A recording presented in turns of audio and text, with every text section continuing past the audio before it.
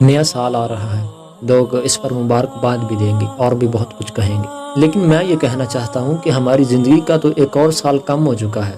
ہمیں تو غم منانا چاہیے تھا، افسوس ہونا چاہیے تھا ہمیں تو، لیکن ہم خوشیاں منا رہے ہیں۔ ہمیں ایک اور سال اپنی موت کے قریب ہو چکے ہیں، لیکن ہم خوشیاں منا رہے ہیں۔ کتنی افسوس والی بات ہے بھلا۔ چاہیے تو یہ تھا نا کہ ہم اس بات پر افسوس کرتے کہ میری زندگی کا ایک اور سال کم ہو چکا ہے اور میں نے اپنی آخرت کے لیے کچھ نہیں کیا، اپنی موت کے لیے کچھ نہیں کیا۔ اللہ تعالیٰ کے ساتھ اس بات کا عہد کرتے کہ یا اللہ، جو گزشتہ سال میں نے آپ کی نافرمانیاں کی ہیں، آئندہ سال میں نہیں کروں گا، آپ کے حکموں پر میں پورا اتروں گا، آپ کے فرامین جو آپ نے مجھے دیے ہوئے ہیں میں اس پر عمل کروں گا۔